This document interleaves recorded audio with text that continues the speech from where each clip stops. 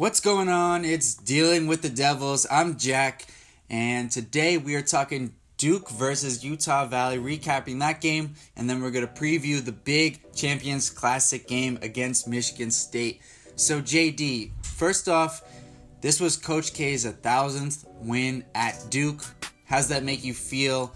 What about the 1,000 is special to you? That he did it in one school. I was in Madison Square Garden when they beat St. John's for the 1,000th win. 1,000 wins in one school. I used to be a UCLA fan with John Wooden. I'm beginning to think this is even more special what's going on here at Duke.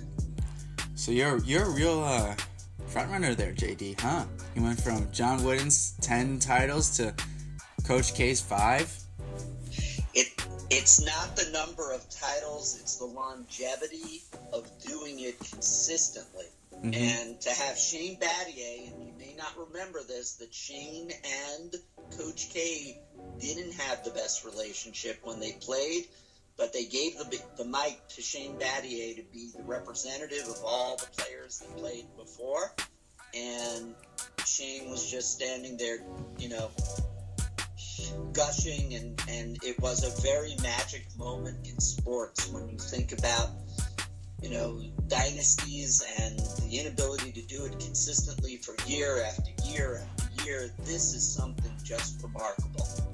Yeah, and the one thing you said there about Shane was that they didn't have the best relationship, and I don't remember that, but interestingly enough, I was watching a video recently about Corey Maggette and his relationship with Coach K, and I do remember the fact that Coach K was not pleased that he left early.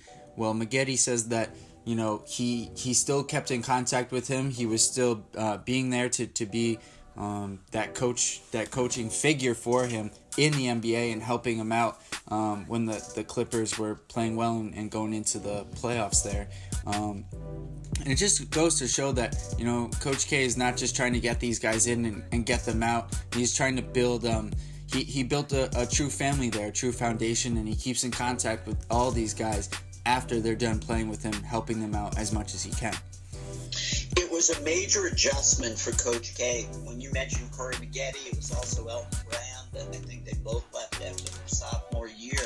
And Coach K only wanted 4-year players because he's committed to not just the basketball side, but making certain they have something when they graduate. And he's had to adjust to the change in the game. And boy, has he ever. If you're looking at not just this year's recruiting class, which is we'll talk about in a moment, but next year's recruiting class, I know, Jack, you've been following that closely. Right. And let's talk about this game, though, against Utah Valley. We've discussed enough here about his 1,000 wins, a very special accomplishment. But as Coach K would love us to do, it's all about the next game, and it's all about this team right now. And as you said, this team has performed really well in the early stages of this season. And one of the guys that some of you have commented about is Trayvon Duval. And Duval has had a great impact on the game so far with 20 total assists in these first 2 games without making impact shooting the ball. And he's really done a great job of really orchestrating the offense. And he does it in a way where, they have enough ball handlers where he doesn't need to dominate the ball. But at the same time, he showcases great poise, and he's got a really nice burst and explosion to the basket. Well, if Coach K was previewing the starting 5, it is just a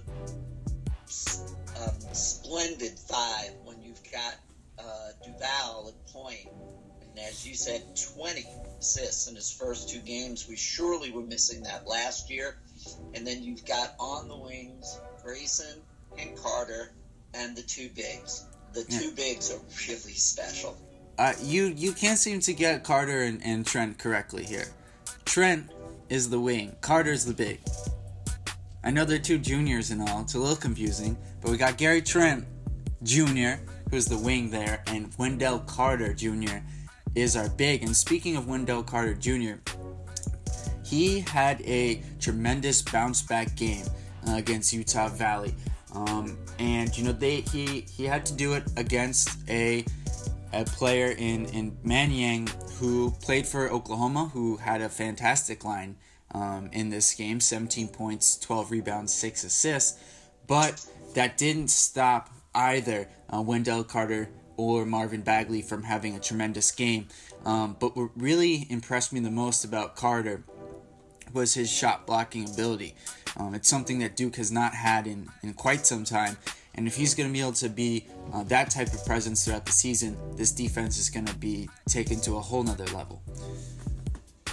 Well, the only thing that I noticed among the big guys, and they are just incredible, both Allen and Duval are constantly trying to swing the ball into them, and these guys have fluidity that it looks like they're both in the pros already, that they are there, and you have to sort of pinch yourself and say, Bagley would have been in the 12th grade here playing against, my sons or something. It was an incredible performance by him. If there's one weakness, Bagley seems to need to just settle down at the foul line, though if you notice that three-pointer from deep in the corner, he clearly has a fluid motion on an outside shot. Something happens sometimes when they go to the foul line. Yeah, exactly, and that's a good thing you brought that up. That three-point shot that he hit, I don't know if he's going to be able to hit him from the top of the break there, but those corners, I think he could be a really good shooter from the corners. And if he's able to do that, and Carter looks comfortable shooting the ball from the outside as well when they give him space. And so if those two guys are going to be hitting their three-point shots, one of my biggest concerns for this team was their shooting. If you get shooting from Carter and Bagley, then it doesn't matter what type of shooter Duval is for this team. Although he did finish with 15 points. Right. He can still score without shooting the basketball.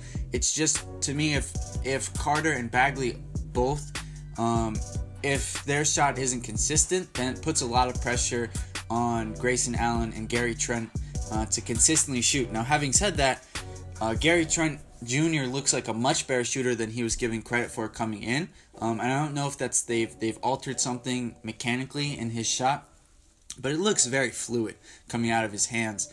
And he looks very confident out there with his three-pointer and his game overall.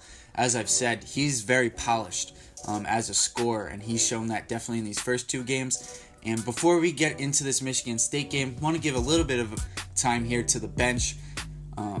All the starters played over 30 minutes, so not a ton of minutes to the bench, but one guy I just want to mention here is Alex O'Connell, who has really forced his way into the conversation here, and I think is going to be in the rotation. I didn't think so before the season, but having watched him early on here, it's not because of the way he shoots the ball or is able to score, but rather the way he plays without the basketball. Capable rebounder, solid help defender, and has really shown that he makes winning basketball plays here early on in the season. Well, and then Delorier, was that a three-pointer? Yes, it is. He's added that to his game. Yep. And there's no question that he is big enough, strong enough to be in the mix. And they gave some minutes to Bolden.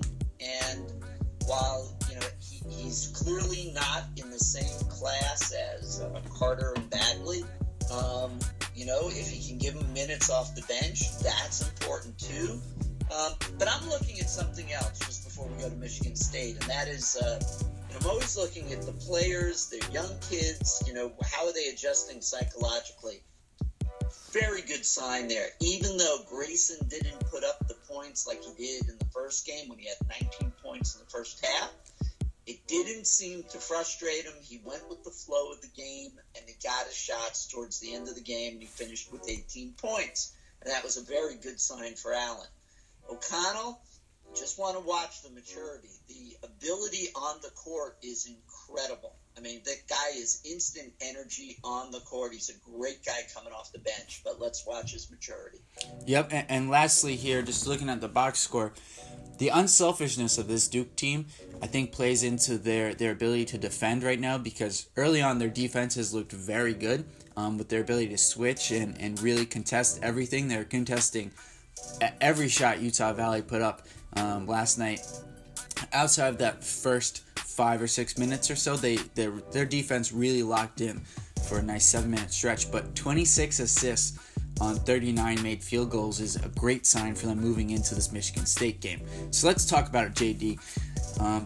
This is going to be a fun game. I'm ecstatic that it's happening so early in the season.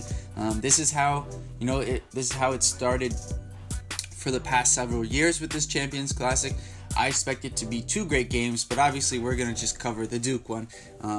And they are going to get a real test with a team that I think really should be the number 1 team in the country. But they are 1-2, Duke and Michigan State, and they're going to go up against the front line consisting of Nick Ward, who's a very good front court scorer, although he commits too many turnovers and fouls, but he can score at the best of them. You got obviously the returning National Player of the Year candidate Miles Bridges there, who's going to play the 3 and the 4, and you have their freshman big man who's a top 5 recruit, top 6 recruit there in Jaren Jackson to go along with. The only real comparison I got for you Duke fans is Gavin Schilling is kind of like their Emil Jefferson. He's been there just forever, and he's back now for his 5th season. So they've got at least 4 quality bigs, and they got another one in Ben Carter. And so Bagley and our Wendell Carter here will be tested in this game with the size of Michigan State. Well, and then their guard, Cassius Winston, had 8 assists in their first game. Yep. And so this is going to be just top to bottom, an interesting matchup. The only thing I can say is that Izzo, Michigan State, love him as a coach, loves to have these early season matchups. Sometimes he's not as ready in the beginning of the season. I think you always see the maturation of the Michigan State teams over the course of the year. And so while this is this is just as good as it gets for an early season matchup, it's going to be interesting as to, is Coach K ready? Will the matchups work? And where is Izzo? Because sometimes he is just not quite ready to be where he is by the time tournament time is. And then he's one of the best tournament coaches around. Right, and typically that is the formula, if you will, that the Michigan State team follows. They start the season fairly highly ranked, although usually nowhere near the top 5. And then they kind of fade out of the top 25 come January, early February. Everyone forgets about them. Then they sneak back in. They're playing really hot basketball, and all of a sudden you look up and they're in the Sweet 16, right? And to me, though, this is a different Michigan State team because I think last year they went through that phase where they were highly ranked. They really struggled in December and January, and then they got together. And the fact that all those guys are back says, to me at least, that's not going to be the case this year. They're going to start out the year very strong and play good basketball. And that's why I think this is going to be a great game. JD, give me one thing you're looking for in this game before we wrap up this video. I'm looking to see if Bagley, after his first 2 games where, he should have reclassified for the NBA, is he really at this level? I mean, it's just extraordinary how good this kid is, and you're looking at the idea that this was supposed to be a 12th grader.